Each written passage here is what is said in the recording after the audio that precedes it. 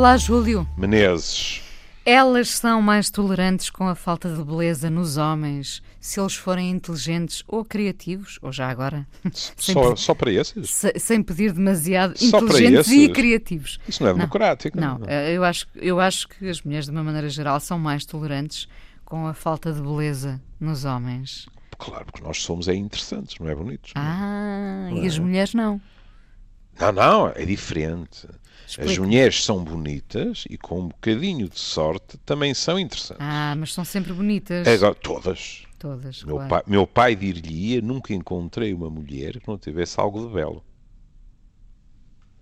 Seu pai... Por causa de frases destas é que O de vez seu pai em é que quando... a sabia tudo. Era o que eu ia dizer, por causa de frases destas é que de vez em quando havia algumas discussões Pois lá em casa. imagino. Mas enfim, agora nós homens, então lembre-se daquela clássica frase: os homens querem-se feios e a cheirar a cavalo. Sim. Isto dizia-se, o que nos convinha muito. Mas menos apelativo era, lembro-me perfeitamente, de haver até algumas mulheres que tinham algum parti-pris contra homens demasiado bonitos. E o grande adjetivo era sermos interessantes. O que, sobretudo, quando envelhecemos, era uma vantagem. Mas, enfim, pronto. Mas porquê é que nós estamos aqui a olhar para o espelho? Porque pegámos na conclusão de um estudo de uma universidade escocesa que diz que os homens com uma grande criatividade, mas com rostos menos atraentes, nunca vamos dizer aqui a palavra feios, é nunca. Um homem feio é uma contradição de termos. Mas com rostos menos atraentes têm o mesmo grau de atração no sexo oposto do que homens bem parecidos com menor grau de criatividade. O que no fundo estão aqui a dizer é que as mulheres não têm critério. Né? E muito obrigado por nos ter poupado, porque em contrapartida os investigadores chegaram à conclusão que o inverso não era verdadeiro. Ou seja, que os homens estavam-se nas tintas para a criatividade das mulheres. Têm critério, lá está. Desde que fossem giras, não havia problema nenhum. Nós estamos a rir, mas sabemos mais ou menos que isto...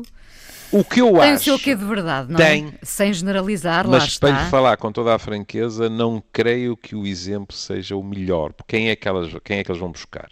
As estrelas de rock. O Jagger e outros que tais.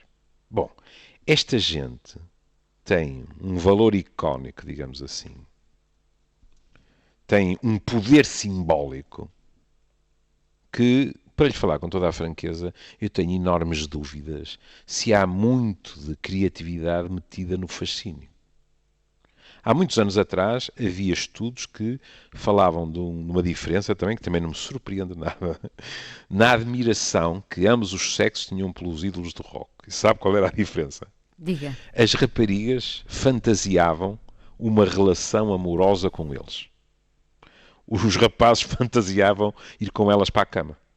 Com as estrelas de rock, não é? Portanto, lá está o costume.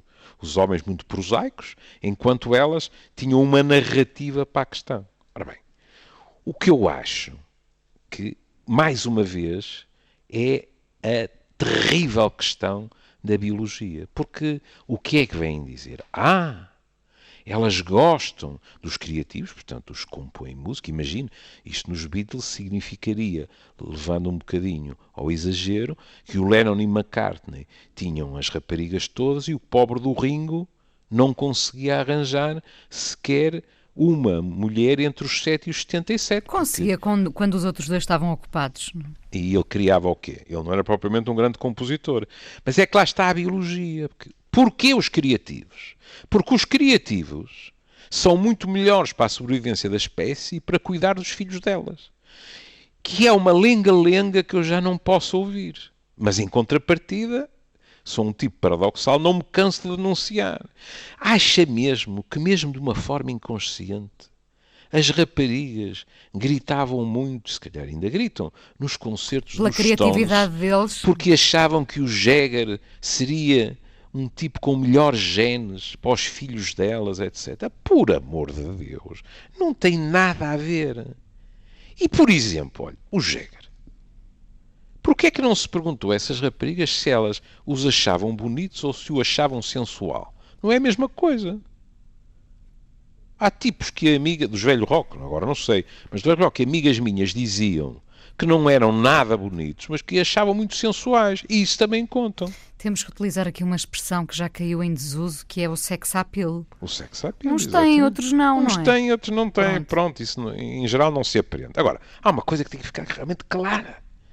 As opções sexuais ou amorosas dos homens e das mulheres não são redutíveis a equações biológicas e traços instintivos.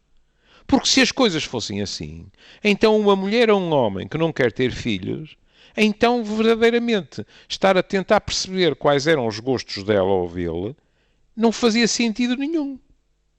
Portanto, há realmente traços que são biológicos, que estão enraizados em nós? Há.